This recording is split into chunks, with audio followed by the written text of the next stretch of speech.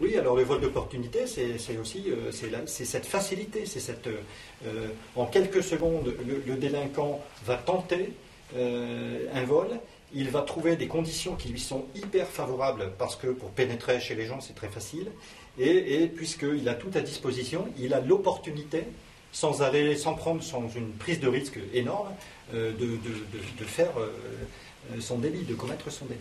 Voilà, c'est ce qu'il faut dire. C'est pour ça que nous appelons ça un vol d'opportunité. C'est que le vol d'opportunité, c'est aussi le téléphone que vous allez laisser. Vous êtes à la terrasse d'un café, vous partez, vous ne faites pas trop attention, vous laissez votre téléphone à portée de main. C'est un vol d'opportunité. On passe à côté, on vole.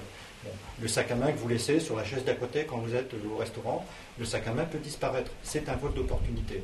Mais de la même manière, dès lors que vous laissez de grandes facilités aux délinquants pour commettre son délit, on considère que c'est un vol d'opportunité. On n'est pas dans une organisation criminelle avec quelqu'un qui ferait le guet, avec tout un système de travail en équipe pour prévenir des risques.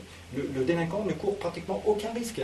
Il pénètre chez vous, il a une facilité extrême à se saisir de vos objets, et donc c'est bien du vol d'opportunité. Ça dure combien de temps?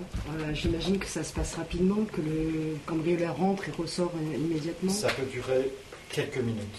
Dans ces conditions-là, en même pas 5 minutes, vous voyez, on a 2 minutes pour franchir la clôture, ouvrir la porte, se saisir des objets et partir. Ça prend 5 minutes.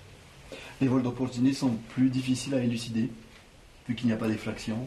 Oui, alors effectivement, quand il n'y a pas de traces, notamment, c'est toujours plus difficile. Quand on est sur un lieu isolé, donc il n'y a pas de témoins, oui, bien entendu, c'est toujours plus difficile.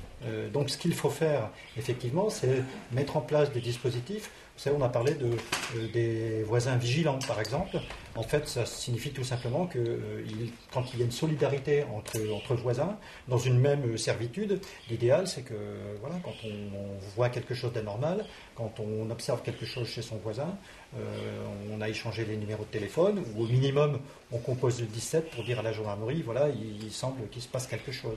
C'est avoir le réflexe de noter un numéro d'immatriculation. C'est parfois avoir le réflexe de prendre, puisqu'on a tous des appareils qui permettent de prendre des photos, ça ou autre chose, mais si vous pouvez prendre la photo de quelqu'un qui passe et qui n'a pas l'habitude de passer, vous avez toujours le droit de le faire, hein, et de conserver ça par-devers vous pour signaler à la gendarmerie, à la police, quelque chose d'anormal, ou voilà, un rôdeur. On nous dit souvent, mais on a vu effectivement un rôdeur et il a tel et tel signalement. Pourquoi pas prendre une photo? Voilà, on peut le faire sans être forcément très vulnérable. Donc c'est l'idée de l'entraide entre voisins. Ça, ce sont des mesures actives. C'est toute une organisation qui peut se mettre en place. À 4 ou 5 voisins ou un peu plus, on peut échanger les numéros de téléphone, connaître les habitudes de son voisin, échanger et mutuellement s'engager à au moins se prévenir mutuellement quand on voit quelque chose qui paraît un petit peu anormal. Que ce soit comme mode d'action pour nous, hein, le principe, ou pour le particulier, le mode d'action privilégié, c'est d'embêter, c'est de gêner le cambrioleur. Il ne faut pas qu'il ait de marge de manœuvre. Hein, le voleur doit savoir que potentiellement il est toujours surveillé, qu'il risque de croiser quelqu'un, qu'il risque d'être interpellé en flagrant délit. Et donc, tout à l'heure, François disait, il faut les retarder. Quand un délinquant agit, il a besoin d'agir vite parce que c'est une prise de risque minimum pour lui.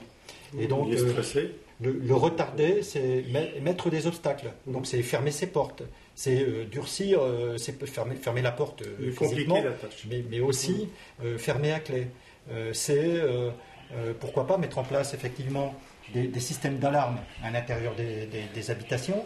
Ça peut être de mettre, vous savez, avec des détecteurs de présence, des projecteurs qui, à la tombée de la nuit, vers 18h, puisqu'il fait nuit à 18h, lorsque quelqu'un pénètre dans la propriété, vous avez des projecteurs qui s'allument avec des détecteurs de présence. C'est très gênant, parce que le délinquant qui ne veut pas être vu sera forcément gêné, il essaie de progresser plutôt dans l'obscurité, forcément, et d'avoir un projecteur qui s'allume peut simplement le faire fuir parce qu'il aura peur d'être simplement décelé par les habitants du lieu ou par un voisin qui a vu sur la propriété.